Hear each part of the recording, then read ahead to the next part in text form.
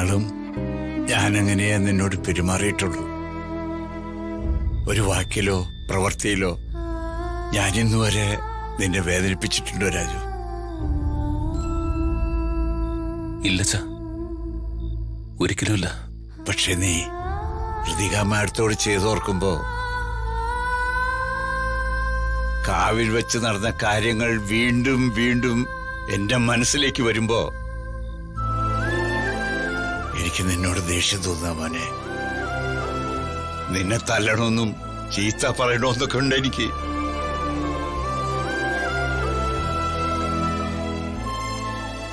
എന്തിനാ വേണുവേട്ടാ ഇങ്ങനെയൊക്കെ പറയുന്നത്? അച്ഛൻ പറയട്ടമേ, അച്ഛനെങ്കിലും മനസ്സിലുള്ള ഭാരം ഇറക്കി വെക്കട്ടെ.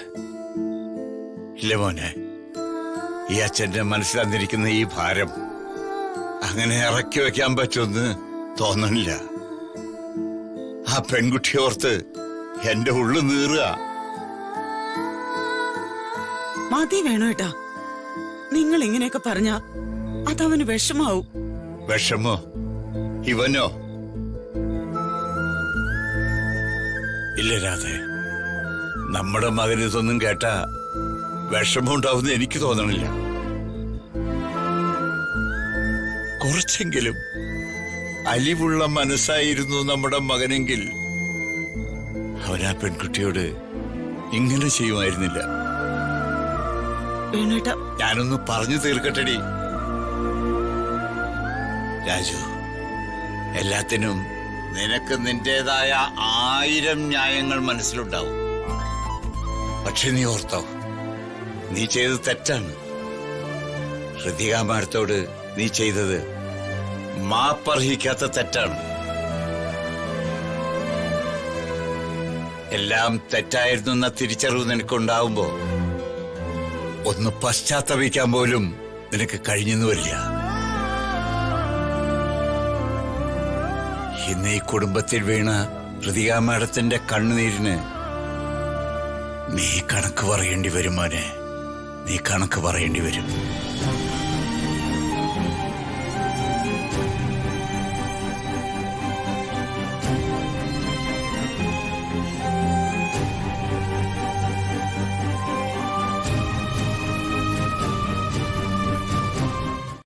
ഇല്ല അംബിക മേഡം, രാജുവിന്റെ അച്ഛൻ വേണുവെങ്കിലും രാധമ്മയും ചേച്ചിയൊക്കെ രാജുവിനെ മാറി മാറി ഗുണദോഷിച്ചു. പക്ഷേ ഇതുവരെ രാജുവിന് കുലുക്കമൊന്നുമില്ല. അതങ്ങനെ തന്നെ തുടരണം. ഋതികയെ ദീപക് താലി കെട്ടുന്നത് വരെ അവന്റെ മനസ്സിളകാൻ പാടില്ല. ഇല്ല അംബിക മേഡം, അങ്ങനെ ഉണ്ടാവില്ല, എനിക്ക് ഉറപ്പാ. രാജുവിന്റെ മനസ്സില് ഋതികയുടെ അല്പമെങ്കിലും പ്രണയം ഉണ്ടെങ്കിലല്ലേ ദീപകുമായുള്ള ഋതികയുടെ വിവാഹം മുടക്കാൻ രാജു ചിന്തിക്കൂ. രാജു ഇനി ഒന്നിനും വരില്ല, എനിക്ക് 100% ഉറപ്പാ. ആ 100%-ൽ 1% നമുക്ക് പാളിപ്പോയാ പിന്നെ എല്ലാം തീരും.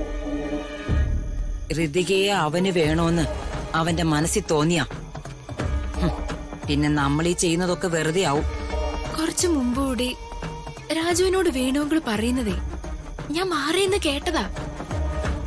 വേണുവെങ്കിള് രാജുവിനെ ഋതികയുടെ കാര്യത്തിലെ ഒരുപാട് ഗുണദോഷിച്ചു നോക്കിയിട്ടും രാജു ഒരു അക്ഷരം പോലും വേണുവെങ്കിളിനോട് പറഞ്ഞില്ല. അപ്പൊ എന്താ അതിന്റെ അർത്ഥം?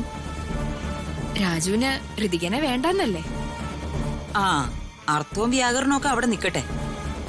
നിന്നെ ഒരാളെ ഓർത്ത് മാത്രമാ ഞാൻ രാജുവിനെ ഇതുവരെ ദേഹോപദ്രവമൊന്നും ഏൽപ്പിക്കാതിരുന്നത്. അവനായിട്ട് ഇനി എന്റെ മകന്റെ വിവാഹത്തിന് തടസ്സം നിന്നാ പിന്നെ എനിക്ക് അതിര് വിട്ട് പ്രവർത്തിക്കേണ്ടി വരും. മനസ്സിലായോ? അംബികമ്മയുടെ വെറുതെ എഴുതാപ്പുറം വായിക്കണ്ട.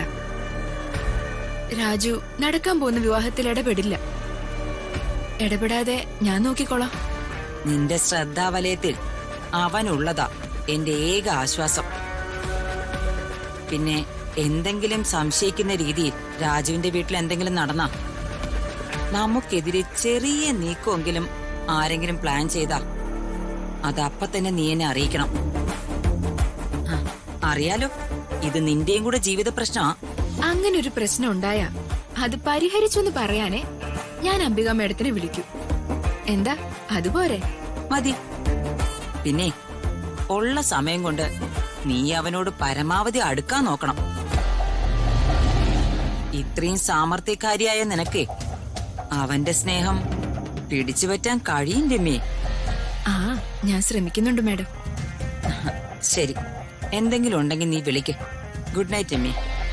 Good night madam.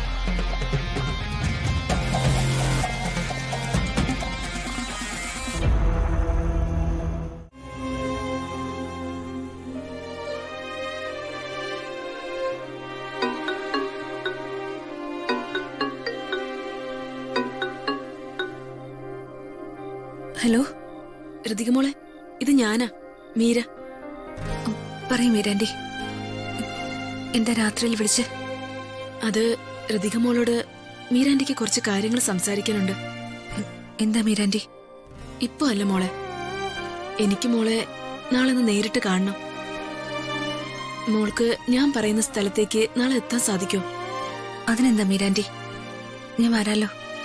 മോളിപ്പോ എന്തെടുക്കുക? ഞാൻ ഉറങ്ങാൻ പോവായിരുന്നു. എങ്കി മോള് പ്രാർത്ഥിച്ച് സമാധാനായിട്ട് കിടക്കാൻ നോക്ക്. മോളുടെ മനസ്സിലെ പ്രശ്നങ്ങളൊക്കെ മാറി മോളുടെ ആഗ്രഹങ്ങളൊക്കെ നടക്കും. ശരി മോളെ. ശരി മീരാൻറ്റി.